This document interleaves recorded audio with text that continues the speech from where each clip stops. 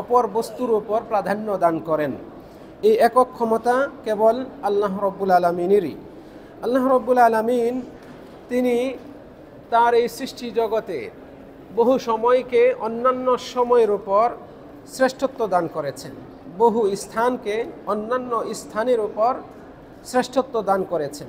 আমরা গতকালকের সংক্ষিপ্ত আলোচনায় এই সম্পর্কে জেনেছি। আল্লাহ রব্বুল আলমিন এই দুনিয়ার অগণিত ভূখণ্ডগুলোর মধ্য থেকে মক্কা মুকাররমাকে চয়ন করেছেন এবং এই শহরকে, এই নগরীকে পৃথিবীর সমস্ত নগরীর উপর সবচেয়ে বেশি শ্রেষ্ঠত্ব দান করেছেন।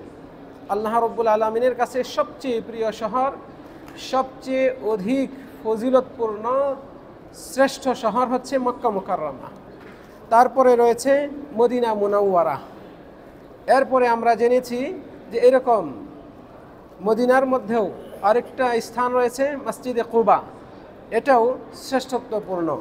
অনুরূপভাবে বাইতুল মুকাদ্দাসে, জেরুজালেমের বাইতুল মুকাদ্দাস, এটাও পৃথিবীর বুকে অন্যতম শ্রেষ্ঠ স্থান, ফজিলতপূর্ণ স্থান।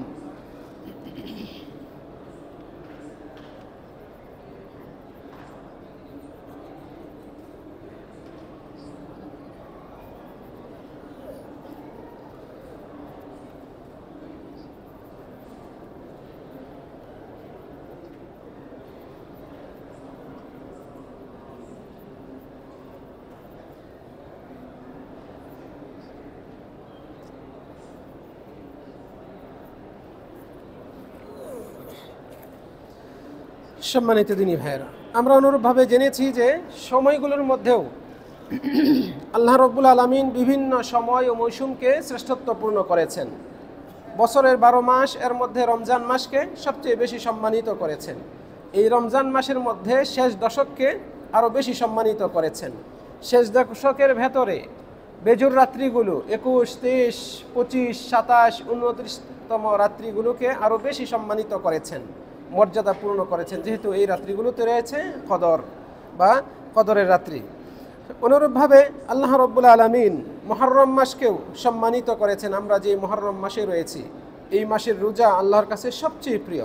রমজানের পরে আল্লাহর কাছে সবচেয়ে প্রিয় রোজা হচ্ছে মুহররম মাসের রোজা। আর এই মুহররম মাসে বিশেষ করে 10 তারিখ, যাকে আমরা আশুরা বলি, আশুরার রোজা অধিক ফজিলতপূর্ণ। আরাফার দিন, কুরবানির দিন আল্লাহ রব্বুল আলমিনের কাছে সবচেয়ে প্রিয় দিন। এইভাবে বহু সময়কে আল্লাহ রব্বুল আলমিন অন্যান্য সময়ের উপর শ্রেষ্ঠত্ব দান করেছেন, অধিক ফজিলতপূর্ণ করেছেন। সম্মানিত দিনী ভাইয়েরা, আমরা আজকের আলোচনায় কিছু আমল, কিছু অবস্থা যেগুলো সাধারণভাবে অন্যান্য আমলের চেয়ে, অন্যান্য অবস্থার চেয়ে অধিক ফজিলতপূর্ণ, আল্লাহর কাছে অধিক প্রিয়, এ সম্পর্কিত কিছু জানব। এখানে উল্লেখ্য যে কোরআন এবং সুন্নাহে যা অধিক ফজিলতপূর্ণ, আল্লাহর কাছে অধিক প্রিয়, এরকম সব বিষয় এখানে আলোচনা করা সম্ভব নয়, কারণ সেগুলো অনেক, বহু। আমি সেগুলোর মধ্যে থেকে বাছাই করে কিছু আপনাদের সামনে উপস্থাপন করব। ওয়া মা তৌফিকি ইল্লা বিল্লাহ। আল্লাহ রাব্বুল আলামিন তিনি নিজে পবিত্র। পবিত্র ছাড়া তিনি কোনো কিছু গ্রহণ করেন না। যা ভালো, যে সমস্ত কথা ও কাজ, আমল ভালো এবং সৎ, এগুলোকেই আল্লাহ রাব্বুল আলামিন পছন্দ করেন, গ্রহণ করেন। ইন্নাল্লাহা তাইয়্যিব, নিশ্চয়ই আল্লাহ তাআলা তিনি পবিত্র।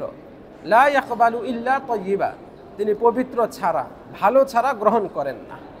তো সকল বিষয়ে যা পবিত্র, যা ত্রুটিমুক্ত, যা উত্তম, সেগুলো আল্লাহর কাছে আমভাবে, সাধারণভাবে প্রিয়।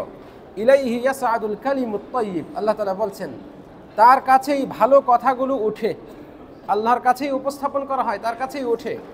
ওয়াল আমালুস সালিহ, এবং সৎ আমলগুলো, ভালো কাজগুলো, এগুলো আল্লাহর কাছে পৌঁছে। সম্মানিত দিনী ভাইরা, আমরা যে আমল করি, কত রকমের আমরা আমল করি। এই আমলগুলোর মধ্যে যেগুলো সৎ আমল, সৎ আমল হচ্ছে যা আল্লাহর জন্য করা হয়, নবী মুহাম্মদ সাল্লাল্লাহু আলাইহি সাল্লামের তরিকা অনুপাতে করা হয়, এগুলোকে বলা হয় সৎ আমল। এগুলোর বাইরে আমরা যে আমলই করি না কেন, সেগুলো সৎ আমল নয়, যদিও দুনিয়ার মানুষ ভালো মনে করে।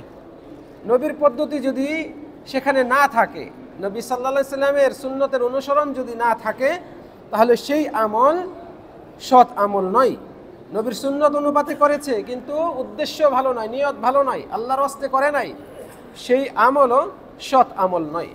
তাহলে এই সৎ আমলগুলোই বান্দার উপকারে আসে, বান্দার জন্য আল্লাহ রাব্বুল আলামিন গচ্ছিত রাখেন, সেগুলো সঞ্চিত থাকে আল্লাহর কাছে। এগুলোর বিনিময়েই বান্দা পরকালে সফলতা লাভ করবে, নাজাত লাভ করবে, বিজয়ী এবং পুরস্কার প্রাপ্তদের অন্তর্ভুক্ত হবে।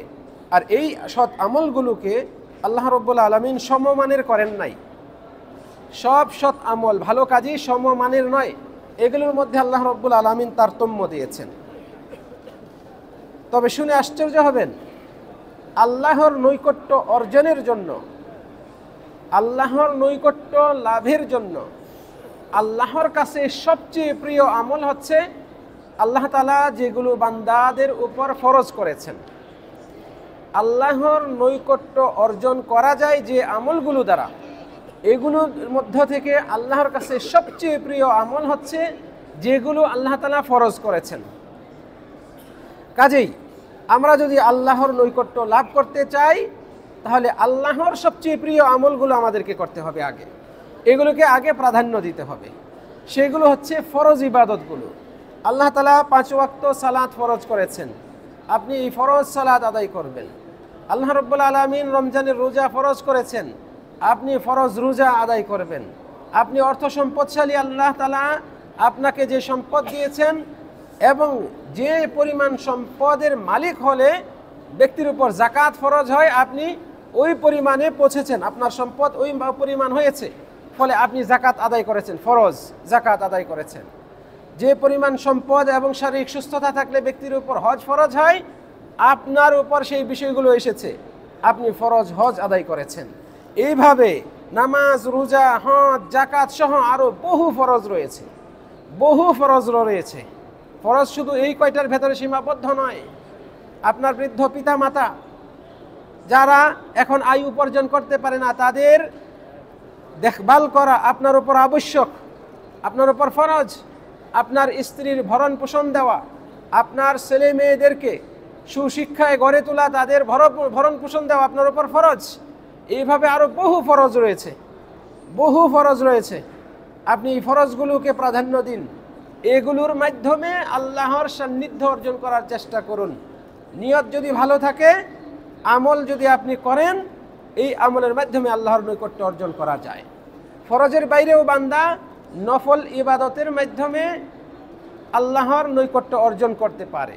তবে এই ক্ষেত্রে বান্দাদেরকে বেশি বেশি নফল ইবাদত করতে হবে, বেশি বেশি নফল সালাত, সিয়াম, দান সদকা ইত্যাদি ইত্যাদি যত ভালো কাজ রয়েছে, স্বেচ্ছায় যেগুলো করা যায়, যেগুলোর বাধ্যবাধকতা নেই, এগুলো বেশি বেশি করুন, আল্লাহর নৈকট্য অর্জন করা যায়। আল্লাহ রাব্বুল আলামিন তিনি বলছেন হাদিসে কুদসিতে, ওয়ালা ইয়াজালু আবদি ইয়াতাকাররাবু ইলাইয়া বিন নওয়াফিল, আমার বান্দা বিভিন্ন নফলের মাধ্যমেও আমার নৈকট্য অর্জন করতে পারে, হাত্তা উহিব্বাহু, এরকম বেশি বেশি নফল ইবাদত পালন করার মাধ্যমে বান্দা এমনভাবে আমার নৈকট্য অর্জন করতে পারে যে অবশেষে আমি তাকে ভালোবেসে ফেলি। ওই বান্দা আমার ভালোবাসার পাত্রে পরিণত হয়, ফলে সে যা করে সেগুলো আমার পছন্দনীয় কাজই করে। সে আমার কাছে কিছু চাই যদি, তাহলে আমি অবশ্যই তাকে দেব। ওয়ালা ইনসা আলানি, সে যদি আমার কাছে কিছু চাই, লা উতিয়ান্নাহু, আমি অবশ্যই অবশ্যই তাকে দেব। ওয়ালা ইনস্তাআদানি, সে যদি আমার কাছে আশ্রয় চায়, কোনো বিপদ থেকে নাজাত চায়, মুক্তি চায়, আমি লা উঈদান্নাহু, অবশ্যই অবশ্যই তাকে আশ্রয় দেব, তাকে নাজাত দেব। আল্লাহ রাব্বুল আলামিন নফল ইবাদতের মাধ্যমে বান্দা তার এত নৈকট্য অর্জন করতে পারে মর্মে তিনি ঘোষণা করেছেন। কাজেই আমরা সর্বাগ্রে বেশি প্রাধান্য দেব ফরজ ইবাদতগুলোকে, এর পাশাপাশি আমরা নফলকেও মূল্যায়ন করব, নফলকেও আমরা মূল্যায়ন করব। সম্মানিত দিনী ভাইরা, ফরজ ইবাদতগুলোর মধ্যে সর্বশ্রেষ্ঠ ফরজ হচ্ছে আল্লাহর প্রতি যথাযথ ঈমান আনা, আল্লাহর প্রতি একনিষ্ঠভাবে ঈমান আনা, ঈমানকে মজবুত রাখা, এইটা হচ্ছে ফরজ ইবাদতগুলোর মধ্যে সর্বশ্রেষ্ঠ ফরজ। রাসূল সাল্লাল্লাহু আলাইহি ওয়াসাল্লামকে জিজ্ঞেস করা হলো, আইয়ুল আ'মালি আফদল, কোন আমলটি সর্বোত্তম? উত্তরে তিনি বললেন, ঈমানুম বিল্লাহ, আল্লাহর প্রতি ঈমান আনা। শুধু লা ইলাহা ইল্লাল্লাহ পড়লেন, বাবা মুসলমান, মা মুসলমান, সেই পরিবারে আপনি জন্মগ্রহণ করেছেন, এই জন্মসূত্রে আপনি মুসলমান, ইমানদার মুমিন বলে দাবি করবেন, এতে কিন্তু যথেষ্ট নয়। আপনার ঈমানের নবায়ন করতে হবে, আপনার ঈমানটাকে মজবুত করতে হবে। এর প্রতি আল্লাহ রাব্বুল আলামিন আমাদেরকে উদ্বুদ্ধ করেছেন, নবী মুহাম্মদ সাল্লাল্লাহু আলাইহি ওয়াসাল্লাম আমাদেরকে উদ্বুদ্ধ করেছেন। আল্লাহ রাব্বুল আলামিন প্রত্যেক মানুষের মাঝেই কল্ব দিয়েছেন, অন্তর দিয়েছেন। কোনো মানুষকে আল্লাহ রাব্বুল আলামিন দুইটা অন্তর দেন নাই, একের বেশি অন্তর দেন নাই। হৃদয়, কল্ব যেটাকে আমরা বলি, প্রত্যেক মানুষকে একটা করেই কল্ব দিয়েছেন। আল্লাহ তাআলা বলছেন, মা জাআলাল্লাহু লিরাজুলিন মিন কলবাইন, আল্লাহ তাআলা একজন ব্যক্তির মাঝে দুইটা কল্ব দেন নাই, দুইটা কল্ব নাই। এই একটা কল্বের মালিক হয়ে আমরা সবাই এই দুনিয়াতে বিচরণ করছি। এই কলবের মালিকদের মধ্যে সর্বশ্রেষ্ঠ কলবের অধিকারী হচ্ছে সেই ব্যক্তি যার কলবটা পরিচ্ছন্ন, যার হৃদয়টা হিংসা, বিদ্বেষ, নেফাকি, শিরিক মুক্ত। এমন ব্যক্তি যে যার হৃদয়টাকে ঈমানে পরিপূর্ণ রাখে, আল্লাহর প্রতি মহব্বত রাখে, সৃষ্টির প্রতি মহব্বত রাখে, সৃষ্টির অধিকার, মানুষের অধিকার যথাযথভাবে আদায় করে, কারো প্রতি হিংসা বিদ্বেষ পোষণ করে না, কারো প্রতি অন্যায় জুলুম করে না। এরকম পরিচ্ছন্ন হৃদয়ের অধিকারী ব্যক্তি হচ্ছে পৃথিবীতে সবচেয়ে শ্রেষ্ঠ কলবের মালিক, অধিকারী আল্লাহ রাব্বুল আলামিনের কাছে। এমন কলবের অধিকারীরাই নাজাত পাবে। আল্লাহ রাব্বুল আলামিন মহাগ্রন্থ আল কোরআনে এই বিষয়টি বলছেন, ইল্লা মান আতাল্লাহা বিকলবিন সালিম, তবে যে ব্যক্তি এই পরিচ্ছন্ন, নিরাপদ, অন্যায় মুক্ত, পাপ মুক্ত হৃদয় নিয়ে আসবে, সে ব্যতীত, তাকে আল্লাহ রাব্বুল আলামিন সুসংবাদ দিয়েছেন। আমাদের পূর্ববর্তী যারা ছিলেন সালফে সালেহিনগণ, তারা যে অগ্রগামী হয়েছেন সৎ কাজে, আল্লাহর নৈকট্য অর্জনে, এর পিছনে বড় কারণ ছিল তাদের হৃদয় ছিল পরিচ্ছন্ন, তাদের হৃদয় ছিল পরিচ্ছন্ন হৃদয়। আবু বকর মুজানি রাহিমাহুল্লাহ তিনি বলছেন, মা সাবাকাহুম আবু বকর রাদিয়াল্লাহু আনহু বিকাসরাতি সালাতিন ওয়ালা সিয়ামিন। আবু বকর রাদিয়াল্লাহু আনহু সাহাবীদের মধ্যে সবচেয়ে মর্যাদাবান সাহাবী ছিলেন, আমরা সবাই জানি। সাহাবীরা তো সবাই সর্বোচ্চ মর্যাদার অধিকারী এই উম্মতের, কিন্তু ওই সাহাবীদের মধ্যে সবচেয়ে বেশি সম্মানিত সাহাবী ছিলেন কে? আবু বকর সিদ্দিক রাদিয়াল্লাহু আনহু। তো আবু বকর মুজানি রাহিমাহুল্লাহ তিনি বলছেন, সাহাবীদের মধ্যে এত মর্যাদার অধিকারী হয়েছেন আবু বকর রাদিয়াল্লাহু আনহু বেশি বেশি সালাত, সিয়াম এগুলো করার মাধ্যমে না, নামাজ বেশি পড়তেন, রোজা বেশি করতেন, বেশি জিকির আজকার করতেন, এগুলোর মাধ্যমে তিনি এত মর্যাদাবান হন নাই। কিভাবে হয়েছেন? তিনি বলছেন, ওয়ালাকিন বিশাইইন ওয়াকারা ফি কলবিহি, কিন্তু এমন একটা বিষয়ের দ্বারা, এমন একটা জিনিস দ্বারা তিনি এই সম্মান অর্জন করেছিলেন যেটা তার হৃদয়ের মধ্যে ছিল। হৃদয়ের মধ্যে কি ছিল? এটার ব্যাখ্যায় আলেমগণ বলছেন, আল্লাযী ওয়াকারা ফি সাদরিহি হুয়া হুব্বুল্লাহ ওয়ান নাসীহাতু লিখালকিহি। তার হৃদয়ে যে বিষয়টা ছিল, গেথে ছিল, সেটা হচ্ছে হুব্বুল্লাহ, আল্লাহর প্রতি ভালোবাসা, ওয়ান নাসীহাতু লিখালকিহি, এবং আল্লাহর সৃষ্টির প্রতি কল্যাণ কামনা। মানুষের ভালো চাইতেন, কল্যাণ কামনা করতেন, কারো বিরুদ্ধে বিরুদ্ধাচরণ করতেন না, কারো প্রতি ঘৃণা পোষণ করতেন না। কেউ অন্যায় করেছে, পাপ করেছে বা ভুল করেছে, তিনি তাদেরকে ক্ষমা করতেন, এড়িয়ে যেতেন। এই একটা বিষয় ছিল। আরেকটা হচ্ছে তিনি আল্লাহকে ভালোবাসতেন। আর আল্লাহকে ভালোবাসা মানে হচ্ছে আল্লাহ তাআলা যা পছন্দ করেন, যা করতে বলেছেন সেগুলো করতেন। আল্লাহ তাআলা যা নিষেধ করেছেন, যেগুলো অপছন্দ করেন আল্লাহ রাব্বুল আলামিন, সেগুলোকে তিনিও অপছন্দ করতেন এবং সেই জাতীয় কাজে নিজেকে জড়িত করতেন না। হারাম থেকে বেঁচে থাকতেন, হালাল পছন্দনীয় বিষয় এগুলোতে তিনি নিজেকে জড়িত রাখতেন, এগুলো পালন করতেন। এই বিষয়টা তার ভেতরে ছিল, এই জন্যই তিনি এত সম্মানের অধিকারী হয়েছিলেন। সম্মানিত তিনি ভাইয়েরা, আমলগুলোর মধ্যে আমরা যে ইবাদতগুলো করি, এই ইবাদতগুলোর মধ্যে সেই ইবাদতটাই উত্তম, আল্লাহর কাছে অধিক প্রিয়, যেই ইবাদত যেই আমল অধিক ইখলাসে পরিপূর্ণ। ইখলাসের সাথে যে আমল করা হয় সেই আমলটাই আল্লাহর কাছে প্রিয়। ইখলাসবিহীন আমল এটা আল্লাহর কাছে গ্রহণযোগ্যতা পায় না, আল্লাহর কাছে পৌঁছে না। আর এই ইখলাস খুলুসিয়াত অবলম্বন করা, লিল্লাহ আল্লাহর ওয়াস্তে কাজ করা, আমল করা, এটা হচ্ছে বান্দার সফলতার কল্যাণ লাভের চাবিকাঠি। এটা ছাড়া কল্যাণ নেই। আপনারা হজ করতে এসেছেন, হাজী সাহেবদেরকে আল্লাহ রাব্বুল আলামিন শুরুতেই বলেছেন লিল্লাহ হজ করতে হবে। আল্লাহ তাআলা বলছেন ওয়ালিল্লাহি আলান নাসি হিজ্জুল বাইত। লিল্লাহ মানে আল্লাহর ওয়াস্তেই মানুষের উচিত বাইতুল্লাহ হজ করা। লিল্লাহ আল্লাহর ওয়াস্তে হতে হবে, আর এটাই হচ্ছে ইখলাস।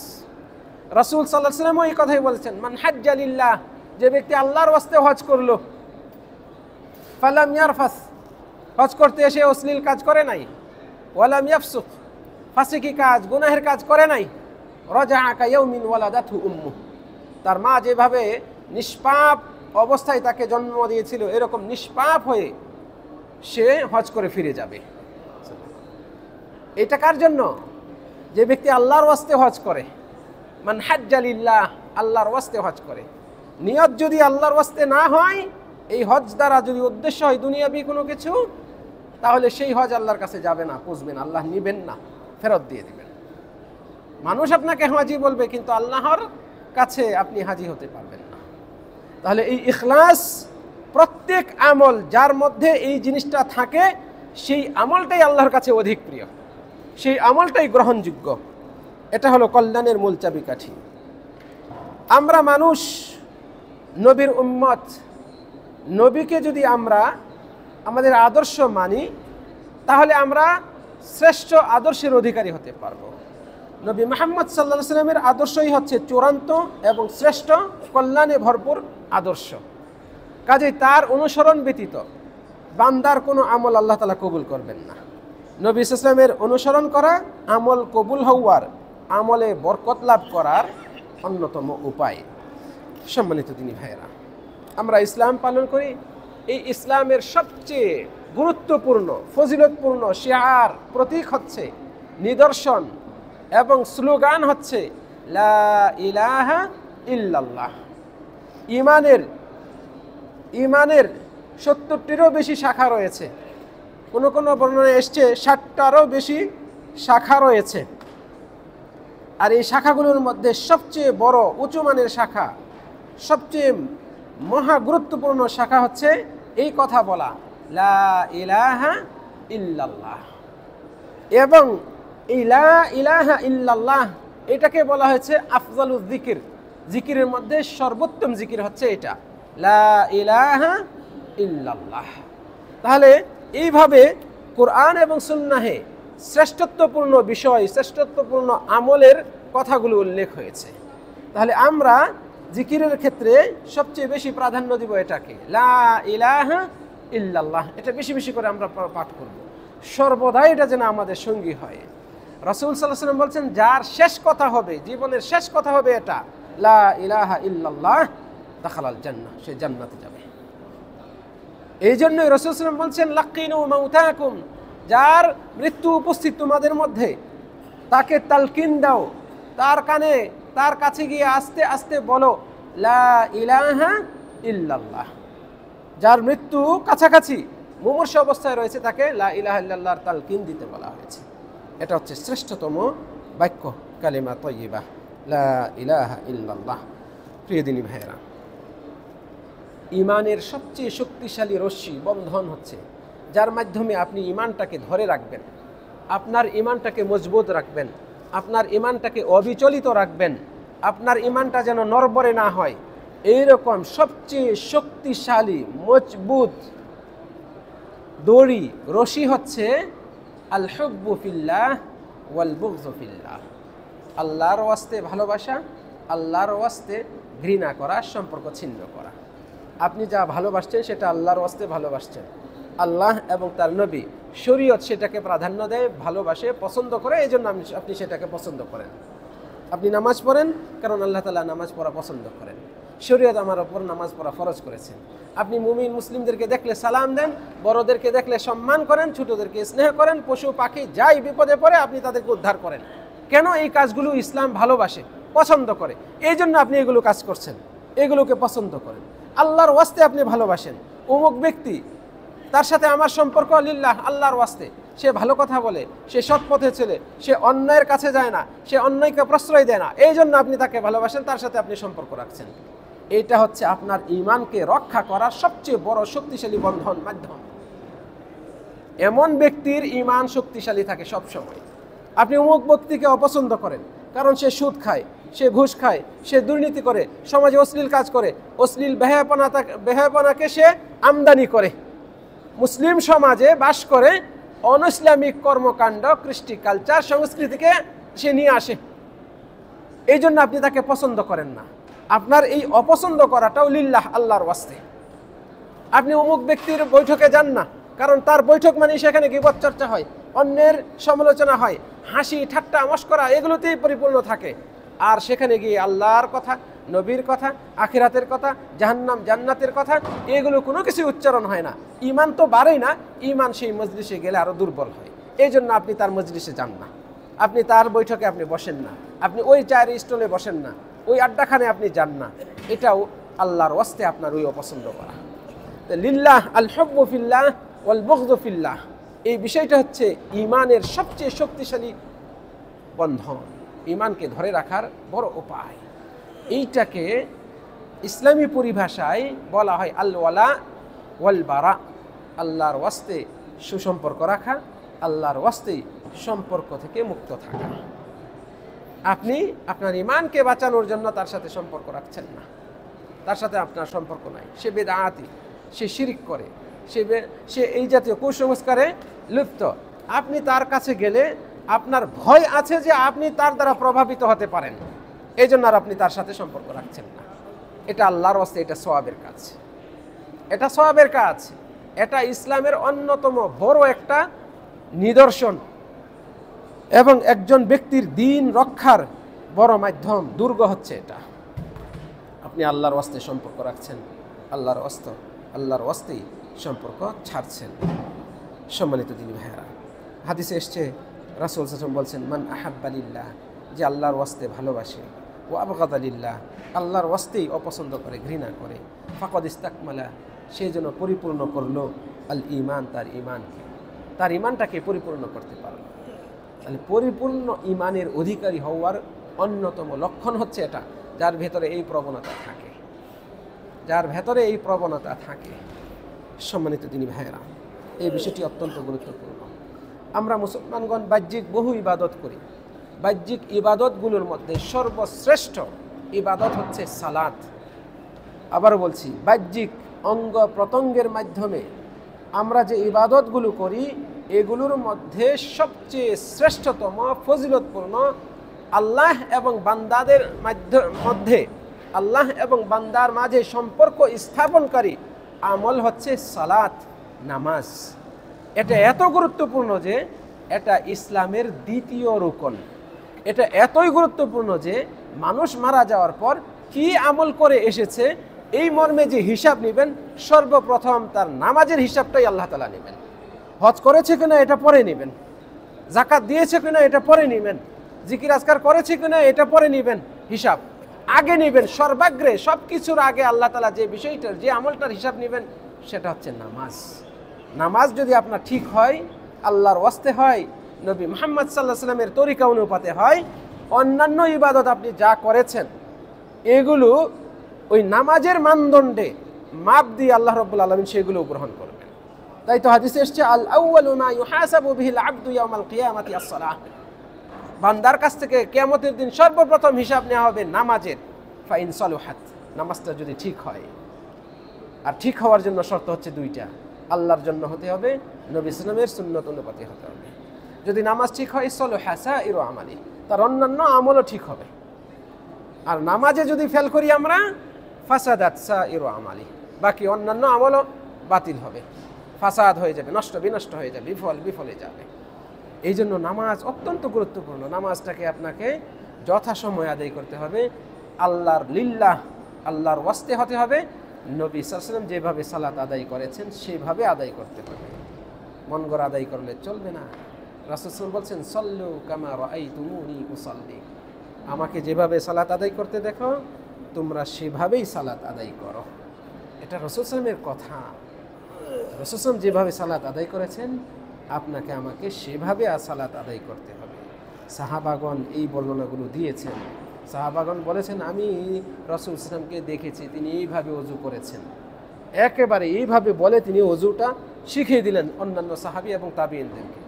সাহাবী বলছেন রাসূল সাল্লাল্লাহু আলাইহি ওয়াসাল্লামকে দেখেছি তিনি এইভাবে তায়াম্মুম করেছেন, তারপরে তিনি তায়াম্মুমের নিয়মটা এইভাবে শিখিয়েছেন।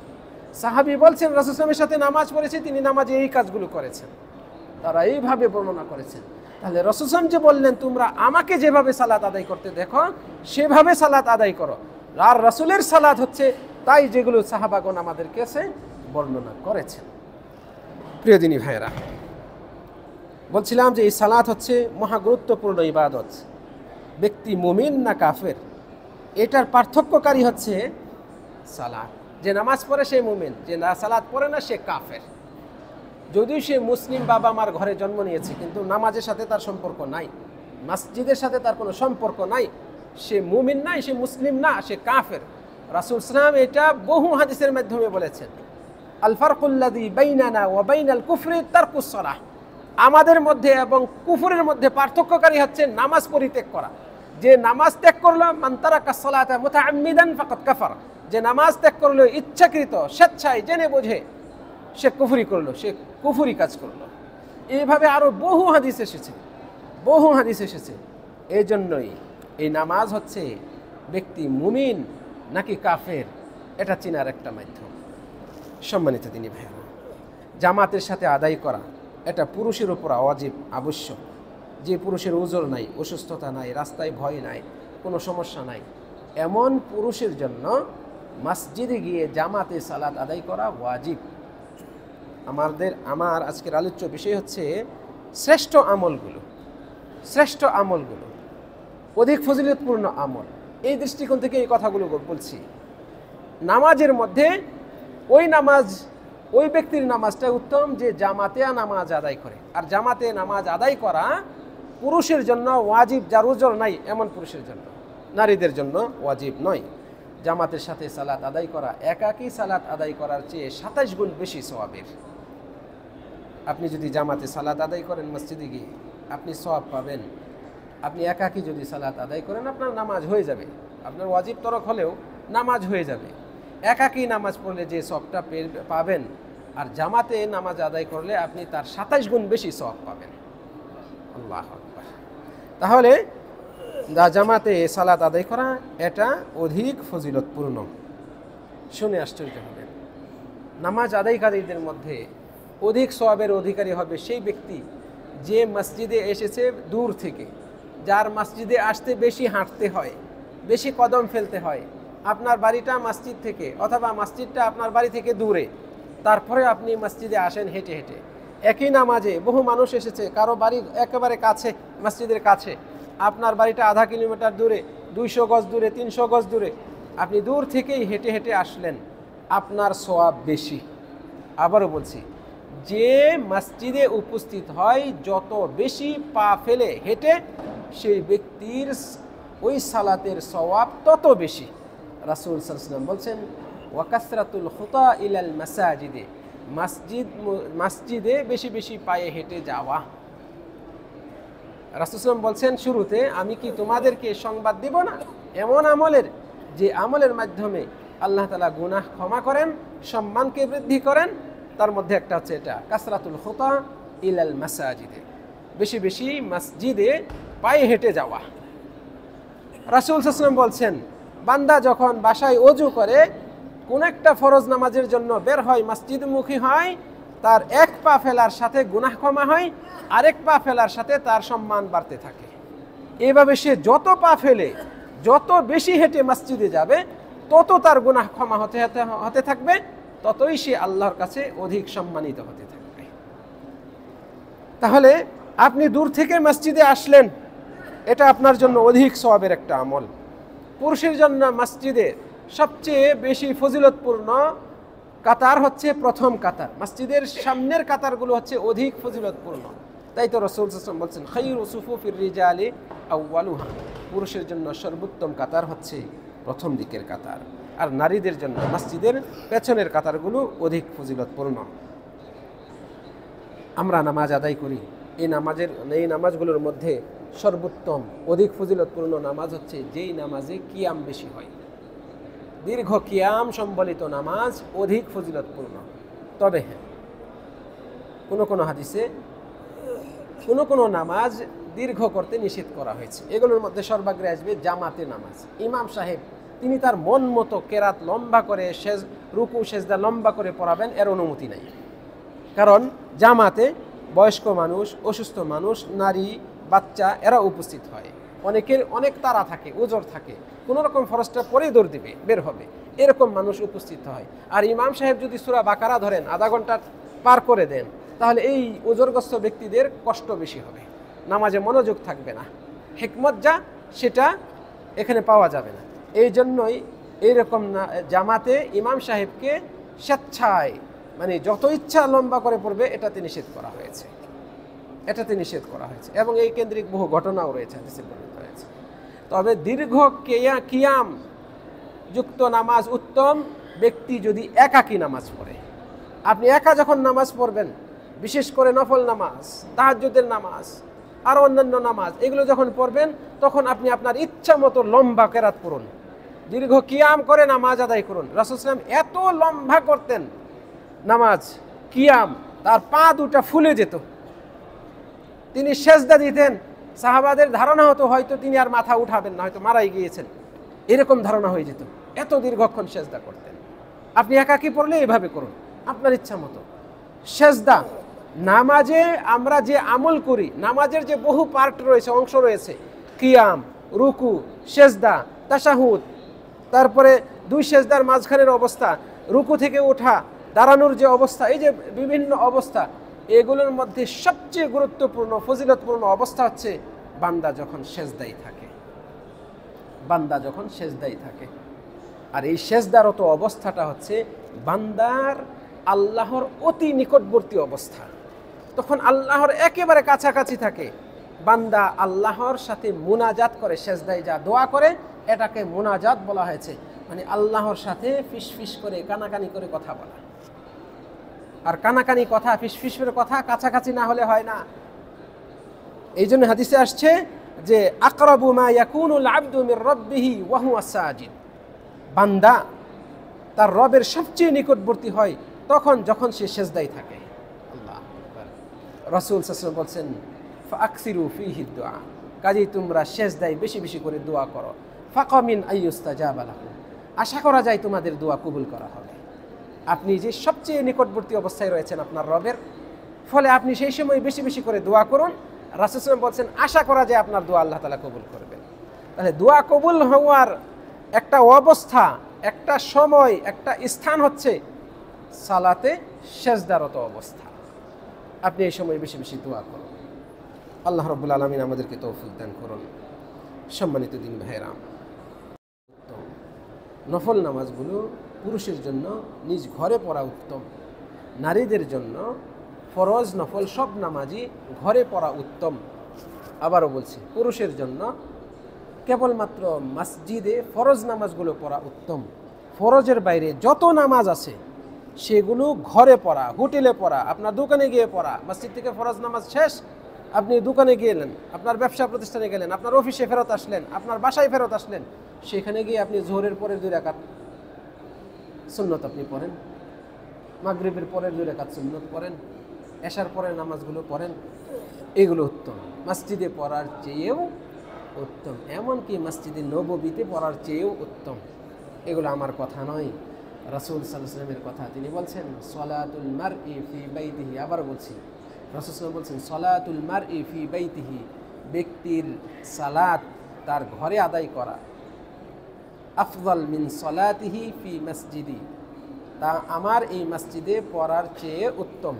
ইল্লাল মাকতুবা, তবে মাকতুবা মানে যেগুলো লিপিবদ্ধ করে দেওয়া হয়েছে, মানে ফরজ করে দেওয়া হয়েছে, এগুলো ব্যতীত, ফরজ ব্যতীত অন্যান্য নামাজ আমার এই মসজিদে পড়ার চেয়েও ঘরে পড়া উত্তম। আরও বলি, রাসূল সাল্লাল্লাহু আলাইহি ওয়াসাল্লাম বলছেন, তোমরা যখন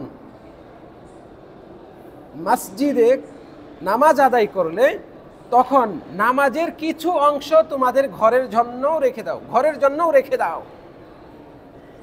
তোমরা যখন মসজিদে সালাত আদায় করলে, মানে ফরজ আদায় করলে, তখন বাকি নামাজ যা আছে এগুলোর কিছু অংশ ঘরের জন্যও রেখে দাও, মানে ঘরে গিয়েও তোমরা সুন্নত নফল আদায় করো। রাসূল সাল্লাল্লাহু আলাইহি ওয়াসাল্লাম বলছেন, তোমরা ইজআলু মিন সলাতিকুম ফি বুয়ুতিকুম, তোমরা কিছু নামাজ ঘরেও আদায় করো। ওয়ালা তাত্তাখিযুহা কুবুরা, তোমরা তোমাদের ঘরগুলোকে, বাসাগুলোকে কবরস্থানে পরিণত করো না। কবরস্থানে যেমন নামাজ পড়া যায় না, নামাজবিহীন থাকে কবরস্থান, তোমাদের ঘরগুলোকে নামাজবিহীন রাখিও না, মানে ঘরেও নামাজ পড়ো। এটা কোন নামাজ? সুন্নত নফল নামাজগুলো, ফরজগুলো নয়। এভাবে রাসূল সাল্লাল্লাহু আলাইহি ওয়াসাল্লাম আমাদেরকে উত্তম ইবাদতগুলো কিভাবে পালন করব সেই দিকে দিক নির্দেশনা দিয়েছেন। প্রিয় দিনী ভাইয়েরা, আমরা যে নফল নামাজ আদায় করি, এই নফল নামাজগুলোর মধ্যে সর্বোত্তম নফল হচ্ছে রাতের নামাজ। নফল নামাজের মধ্যে সর্বোত্তম নামাজ হচ্ছে রাতের নামাজ, মানে তাহাজ্জুদের নামাজ। এর মানে হচ্ছে তাহাজ্জুদের নামাজ সবচেয়ে শ্রেষ্ঠত্বপূর্ণ, ফজিলতপূর্ণ, আল্লাহর কাছে প্রিয় নামাজ। শুনে আশ্চর্য হবেন, রাসূল সাল্লাল্লাহু আলাইহি ওয়াসাল্লাম যেই দিন মক্কা থেকে মদিনায় এসে পৌঁছেন হিজরত করে, 14 দিন সময় লাগে। মক্কা থেকে রওনা দিয়েছেন যেদিন, সেই দিন থেকে যেদিন এসে মদিনায় পৌঁছেন সেই দিন পর্যন্ত টোটাল 14 দিন সময় লাগে। মদিনার অলিতে গলিতে আনন্দের রব বয়ে যায়, নারী পুরুষ ছোট বড়, মুসলিম ও মুসলিম সবাই কৌতূহলে একত্রিত হয়েছে। রাসূল সাল্লাল্লাহু আলাইহি ওয়াসাল্লাম যখন মদিনায় ঢোকেন, রাসূল সাল্লাল্লাহু আলাইহি ওয়াসাল্লাম ওই উপস্থিত জনতার উদ্দেশ্যে সর্বপ্রথম যে ভাষণ দেন, সেই ভাষণে 4টা কথা বলেছিলেন। এই 4টা কথার মধ্যে একটা হচ্ছে ওয়াসাল্লু বিল্লাইলি ওয়ান নাসু নিয়াম, তোমরা রাতের গভীরে সালাত আদায় করো যখন মানুষ ঘুমিয়ে থাকে। কি স্পেশাল ইবাদত এটা! মানুষ ঘুমিয়ে আছে, আপনি ঘুম বাদ দিয়ে বিসর্জন দিয়ে একাকে উঠে গেলেন, গভীর রাত্রিতে নিস্তব্ধতার মাঝে আপনি ওযু করে এসে রব্বের দরবারে আপনি দাঁড়িয়ে গেলেন। এই নামাজ কত ফজিলতপূর্ণ! তখন যে আল্লাহ রাব্বুল আলামিন দুনিয়ার আকাশে চলে আসেন, এসে বলতে থাকেন, কে আছো আমার কাছে চাও আমি দিব, কে অপরাধ করেছো আমার কাছে ক্ষমা চাও আমি ক্ষমা করব, কার অভাব অন্টন ব্যবসা বাণিজ্য ঠিকভাবে চলছে না আমার কাছে রিজিক চাও আমি রিজিক দিব। এইভাবে আল্লাহ তাআলা বলতে থাকেন ফজর হওয়া পর্যন্ত। ফজরের আজান হয়ে গেল আর এই দরজা বন্ধ হয়ে গেল। এইভাবে তাহলে সর্বোত্তম নফল ইবাদত হচ্ছে রাতের নফল ইবাদত।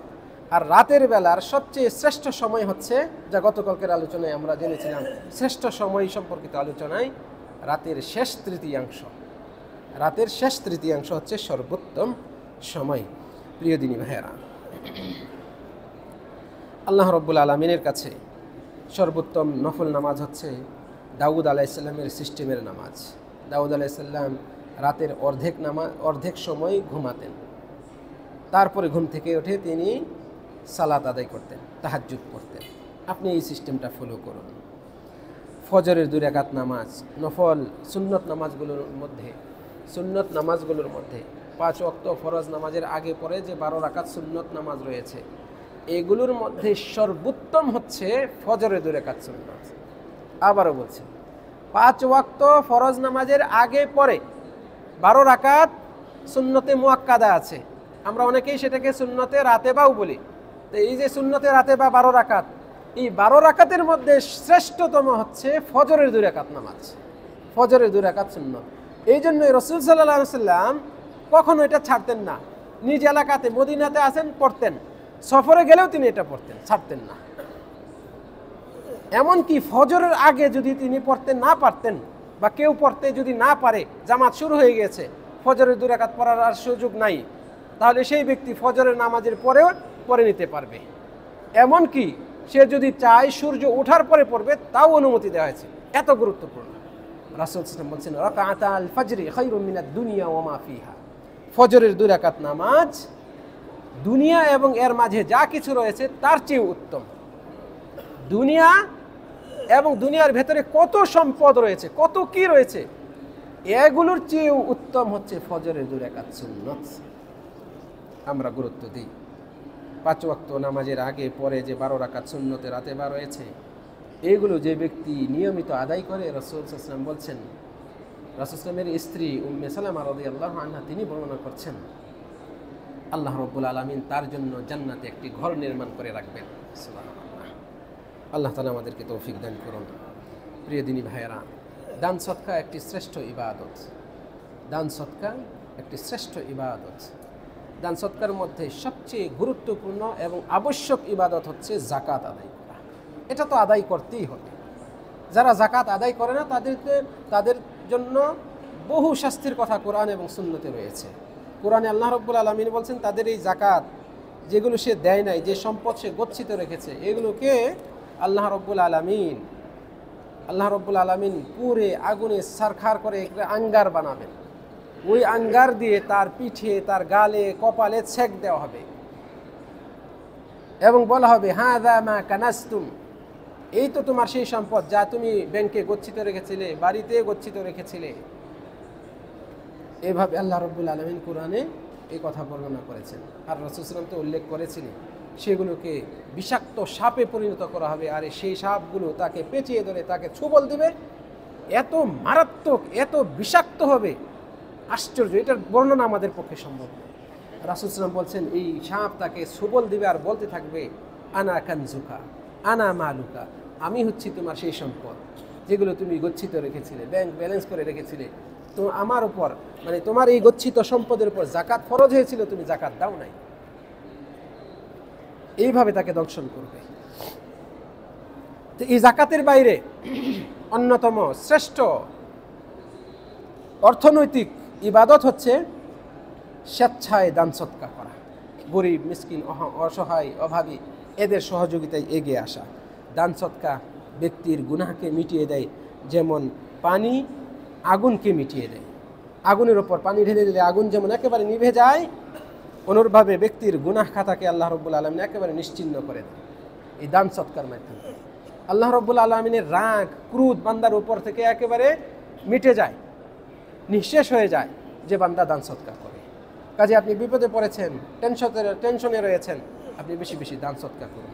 এই দান সদকা আল্লাহ রাব্বুল আলামিনের সন্তুষ্টি নিয়ে আসে, আল্লাহর রাগ, ক্রোধ দূর করে দেয়।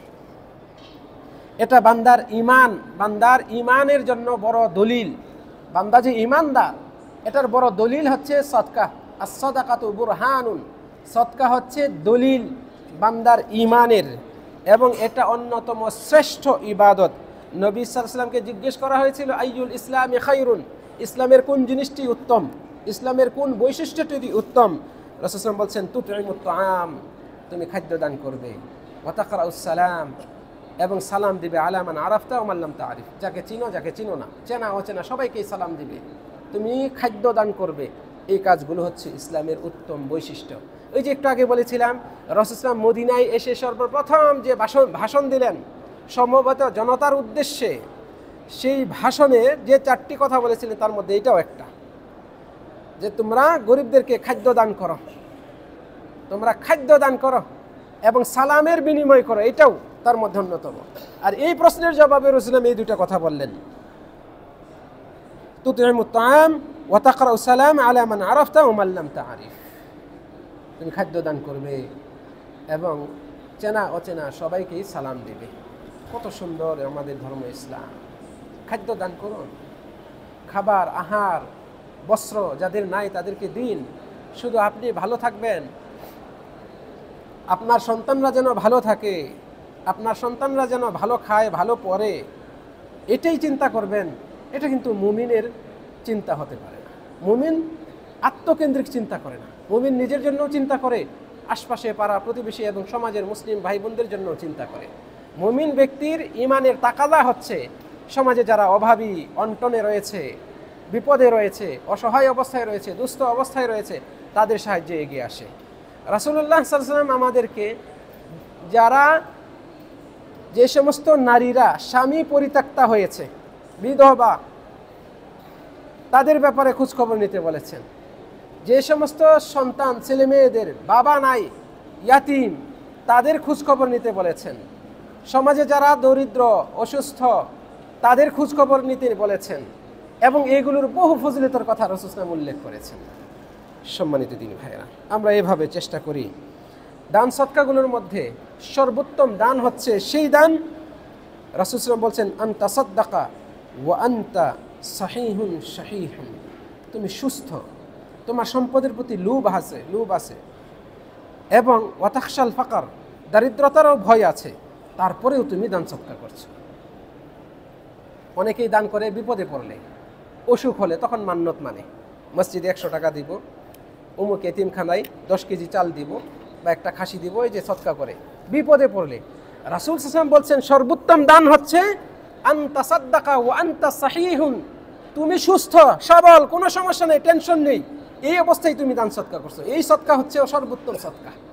শাহীহুন, তোমার লোভ আছে, সম্পদের প্রতি তোমার আকর্ষণ, লোভ আছে, সম্পদটাকে ধরে রাখতে চায়। আবার ওয়াতাখশাল ফাকার, দারিদ্রতারও ভয় আছে, ব্যবসা কখন জানি লাটে ওঠে, কখন জানি চাকরিটা চলে যায়, আবার কখন জানি এই যে খেতে বৃষ্টি এসে আমাদের ক্ষেতের ফসলগুলো নষ্ট করে দেয়, এরকম ভয় আছে। তারপরেও আপনি দানের হাতটা উন্মুক্তই রেখেছেন, আপনি হাতটাকে প্রসারিত রাখেন। বাসায় বাড়িতে অভাবীরা আসলে, ফকির মিসকিনরা আসলে খালি হাতে ফেরত দেন না। আপনার আত্মীয় স্বজনদের মধ্যে যে বিপদে আছে, আপনার কাছে আসছে, আপনার যেহেতু সক্ষমতা আছে, অর্থ সম্পদ আছে, আপনার কাছে আসছে, আপনি তাদেরকে ধমক দিয়ে নানান রকমের কটু কথা বলে ফেরত দেন নাই, বরং তারা আপনাকে কিছু না দিলেও, তারা আপনার সাথে সম্পর্ক না রাখলেও, বিপদে পড়ে আসা সত্ত্বেও আপনি তাদেরকে হাসি মুখে কিছু দিয়ে সহযোগিতা করলেন। এটা হচ্ছে সর্বোত্তম সহযোগিতা, সর্বোত্তম দান। আমাদের নবী মুহাম্মদ সাল্লাল্লাহু আলাইহি সাল্লাম এই কথাই আমাদেরকে শিখিয়েছেন। রাসূল সাল্লাল্লাহু আলাইহি ওয়াসাল্লাম বলছেন, তাখশাল ফাকার, তুমি দারিদ্রতার ভয় করো, ওয়া তা'মালুল গিনা, ধনী হওয়ার খুব আশা, ধনী হওয়ার, বড়লোক হওয়ার খুব আশা, তারপরেও তুমি দান সদকা করো। ওয়ালা তুমহিল, তুমি এই বিষয়টাকে, দান সদকা, এটাকে একেবারে অবহেলা করে থাকো না, হাত্তা বালাগাতিল হুলকুম, একেবারে তোমার যখন জীবন একেবারে গলা পর্যন্ত এসে আসলো, মানে মুমূর্ষু অবস্থা, আর তখন তুমি বলবে অমুকরে এইটা দিও, অমুকরে এইগুলো দিও, অমুক প্রতিষ্ঠানে অমুক গরিব মিসকিনকে এইগুলো দিও, ওই অবস্থার আগেই তুমি দান সদকা করো। মারা যাওয়ার আগ মুহূর্তে অনেকেই ওসিয়ত করে না, মাদ্রাসায় 2 কাঠা জমিন আমার, ওই জমিনটা তোমরা দিয়ে, ছেলেদেরকে বলে দেয়। সারা জীবন মেয়েকে ঠকিয়েছে, মরার আগে বলতেছে আমার তো মেয়ে, তাকে তোমরা ঠকাবা না, অমুক জমিনটা দিও, অমুকখান থেকে কিছু দিও, অথচ জীবদ্দশায় সুস্থ অবস্থায় মেয়ের দিকে তাকাই নাই। আছে এরকম অনেক বাবা, বিয়ে দিয়ে দিয়েছি, বিয়ের সময় তো খরচ করেছি, এটাকে দলিল হিসেবে গ্রহণ করে ওয়ারিশি সম্পত্তি থেকে বঞ্চিত করার জন্য। এটা একেবারে শয়তানের কাজ। এইটা যে বাবা করে সে নিজে জাহান্নাম দুনিয়াতে কিনে নিয়েছে। যে বাবা মেয়েকে ঠকায় অথবা কোনো ছেলেকে ঠকায়, অন্য মেয়েকে দিয়ে দেয়, লিখে দেয়, অথবা ছেলেকে লিখে দেয়, কোনো ছেলে বা কোনো মেয়েকে না দিয়ে ঠকিয়ে সে নিজে জাহান্নাম রেজিস্ট্রি করে তার নিজের নামে নিয়ে নেয়। নাউজুবিল্লাহ। আল্লাহ রাব্বুল আলামিন কোরআনের একটা বিধানের ব্যাপারে বলছেন, এই ওয়ারিশি সত্ত্বের ব্যাপারে বিস্তারিত উল্লেখ করার পরে বলছেন এটা হচ্ছে আল্লাহর সীমারেখা। ওয়ারিশি সম্পত্তি থেকে মেয়ে এই পাবে, ছেলে এই পাবে, স্ত্রী এই পাবে, বাবা এই পাবে, বোন এই পাবে, বা মা এই পাবে, উমুকে পাবে না, উমুকে পাবে, এইভাবে বর্ণনা করার পরে আল্লাহ তাআলা বলছেন এটা হচ্ছে তিলকা হুদুদুল্লাহ, এইটা হচ্ছে আল্লাহর হদ, সীমারেখা। যে ব্যক্তি এটা মানবে আল্লাহ তাআলা তাকে জান্নাতে দেবেন, চিরস্থায়ী জান্নাতে। যে ব্যক্তি এটা মানবে না আল্লাহ রাব্বুল আলামিন তাকে জাহান্নামে দেবেন, খালিদান ফিহা, সেখানে সে চিরস্থায়ী হবে।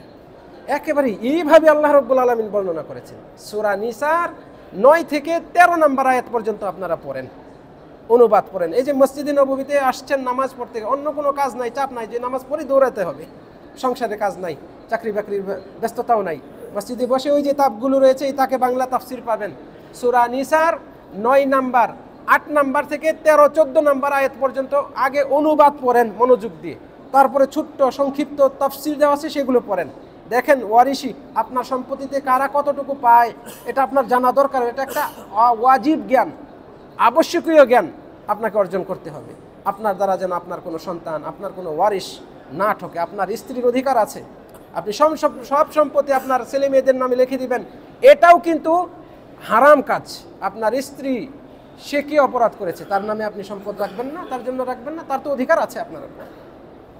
আপনার বাবা বা মা যদি জীবিত থাকে আপনার সব সম্পদ আপনার স্ত্রী আর সন্তানদের নামে লিখে দিতে পারবেন না। কারণ আপনার বাবা মা যে জন্ম দিয়েছেন, যার সূত্র ধরে আপনি দুনিয়াতে আসছেন, তার অধিকার আছে আপনার সম্পত্তিতে। হতে পারে আপনি আপনার বাবার বা আপনার মায়ের আগে মারা যেতে পারেন, আমরা তো কেউ জানি না হায়াত মউত কার কখন হয়, উপস্থিত হয়। কাজে কোনো সম্পদ এভাবে লিখে দেওয়া ইসলাম সমর্থন করে না।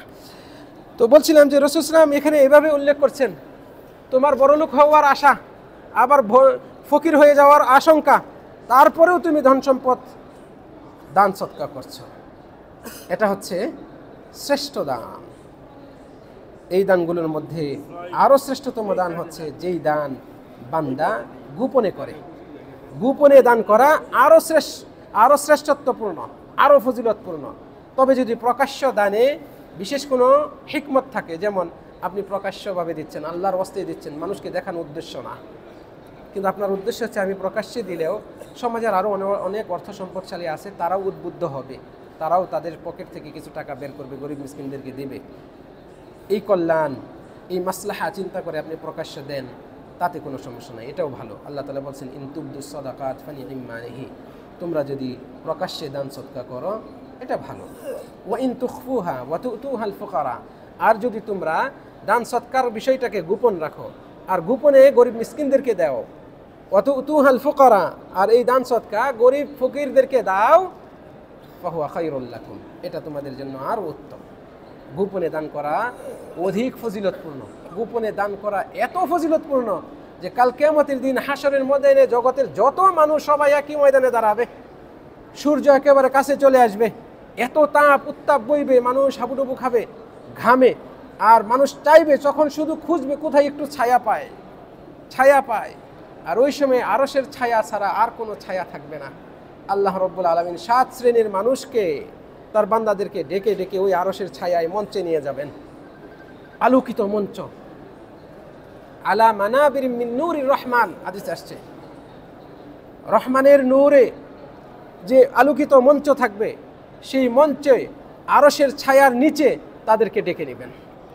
এই 7 শ্রেণীর অন্যতম হচ্ছে ওয়ারাজুলুন তাসাদ্দাকা বিসাদাকাতিন ফাআখফাহা, এবং ওই ব্যক্তি যে দান সৎকা করলো এবং সেই দান সৎকাকে গোপন রাখলো, গোপনে করলো, হাত্তা লা তা'লামা শিমালুহু মা তুনফিকু ইয়ামিনুহু, তার বাম হাত জানে না ডান হাতে কি খরচ করেছে, কি দান করেছে। ডান হাত বাম হাত ব্যক্তির একই হাত, একই ব্যক্তির 2টা হাত পাশাপাশি, বাম হাতও টের পায় নাই। আপনি তো গুনলে তো বাম হাত বুঝতে পারবে আপনি 100 টাকা দিলেন না 50 টাকা দিলেন, এত গোপনে দিলেন যে আপনার বাম হাতও ওই টাকাটা ধরেন নাই, এত গোপনে। রাসূল সাল্লাল্লাহু আলাইহি ওয়াসাল্লাম বলছেন যারা এরকম গোপনে দান সৎকা করে, এইরকম ব্যক্তিদেরকে আল্লাহ তাআলা আরশের ছায়ায় আশ্রয় দিবেন সেই কিয়ামতের দিন। আল্লাহু আকবার। এই দান সৎকা, গোপনে দান সৎকা করার মাধ্যমে যে ব্যক্তি যে দান করে সে পূর্ণ মুখলিস, এটা প্রমাণ বহন করে। তার মধ্যে লোক দেখানোর এই যে লৌকিকতা, রিয়া, এটা পাওয়া যায় না। এর চেয়ে আরও বড় আরেকটা ফায়দা হচ্ছে যাকে দান করছে ওই ব্যক্তির সম্মানটা সমাজে অক্ষুণ্ণ থাকে।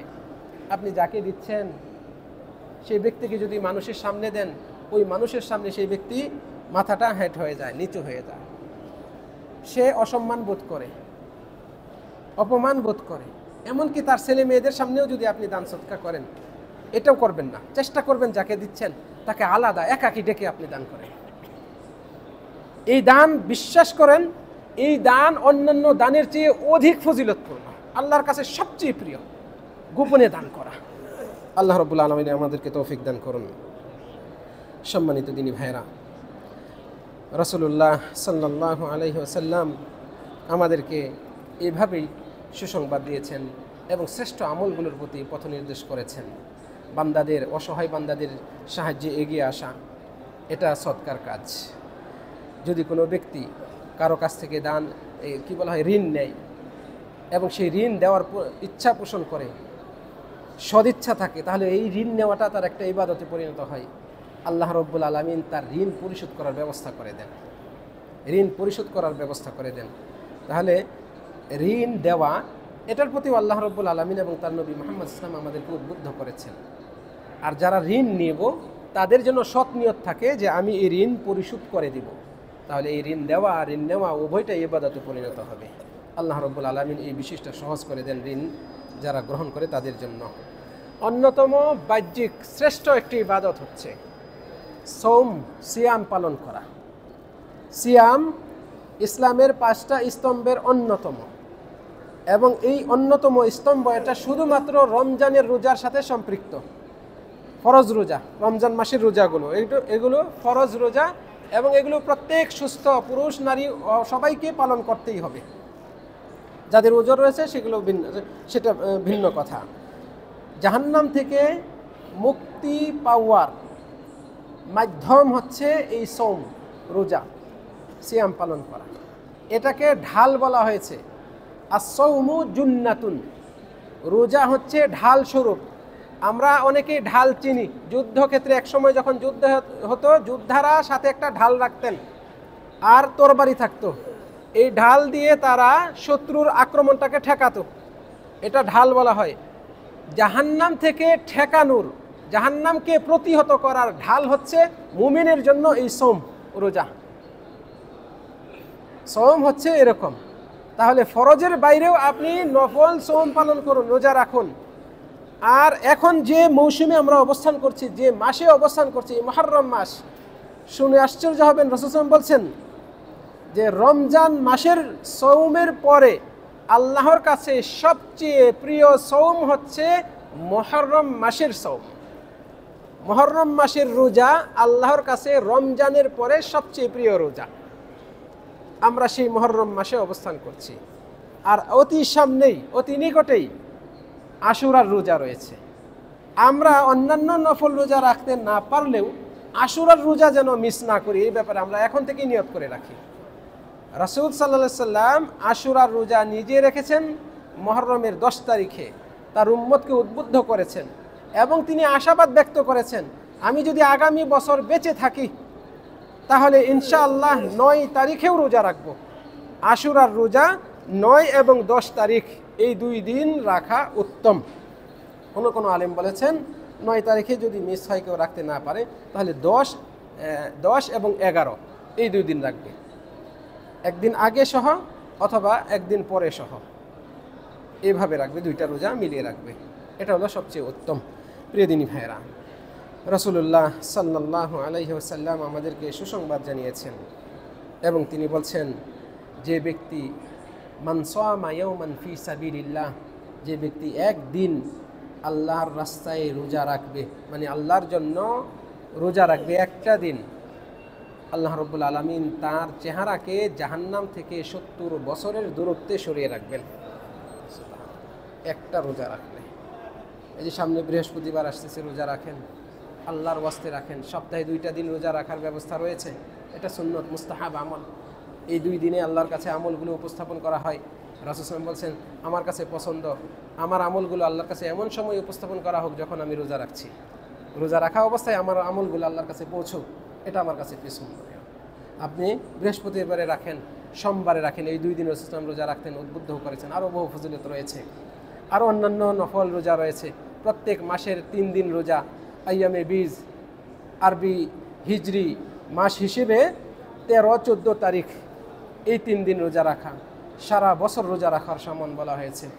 এভাবে আপনি আরও অন্যান্য নফল রোজা রাখুন আল্লাহর ওয়াস্তে। এমনি রোজা রাখতে চাচ্ছেন, নফল রোজা, কোনো দিন হিসাবে না, শুক্রবার ব্যতীত যে কোনো দিন রোজা রাখুন। শুক্রবারে নফল রোজা রাখতে নিষেধ করেছেন, তবে যদি আগের দিন বৃহস্পতিবার এবং শুক্রবার মিলিয়ে রাখতে চান তাহলে সমস্যা নেই। শুক্রবার রাখছেন, নিয়ত হচ্ছে শনিবারেও রাখবেন, তাহলেও সমস্যা নেই। কিন্তু শুধু শুক্রবারে রোজা রাখবেন, নফল রোজা, এটাতে নিষেধ করা হয়েছে, এটাতে নিষেধ করা হয়েছে। রব্বুল আলামিন আমাদেরকে এই জাতীয় ভালো কাজগুলো করার তৌফিক দান করুন। প্রিয় দিনী ভাইরা, আমাদের সময় শেষ হয়ে গিয়েছে। সর্বশেষ যে কথাটি বলতে চাই, আমরা হজ্জের সফরে রয়েছি, উমরার সফরে রয়েছি। এক উমরা শেষে আরেক উমরা পালন করুন, সম্ভব হলে আপনি পালন করুন। মিকাত থেকে উমরা পালন করুন, যত বেশি পালন করবেন ততই কল্যাণ রয়েছে। রাসূল সাল্লাল্লাহু আলাইহি ওয়াসাল্লাম বলছেন, আল উমরাতু ইলাল উমরাতি কাফফারাতুল লিমা বাইনাহুমা। এক উমরা করার পর আবার উমরা করলে 2 উমরার মাঝে যে সময়টা যায় এবং এর মাঝে যা কিছু ঘটে, অন্যায় পাপ, এগুলো মোচন হয়ে যায়, এগুলো ডিলিট হয়ে যায়, কাফফারা হয়ে যায়, আল্লাহ তাআলা ক্ষমা করে দেন। তাহলে এইভাবে আমরা সৎ আমলগুলো, শ্রেষ্ঠ আমলগুলো পালন করার চেষ্টা করি। রব্বুল আলামিন আমাদেরকে তৌফিক দান করুন। আগামীকালকে ইনশাআল্লাহ আমাদের আজকের এই বিষয়বস্তুর সাথে সম্পৃক্ত বাকি আলোচনা উপস্থাপন করব। আল্লাহ রব্বুল আলামিনের কাছে আজকের এই আলোচনা শেষে কামনা করি রব্বুল আলামিন আমাদের সকলকে ভালো কাজগুলো করার তৌফিক দান করুন।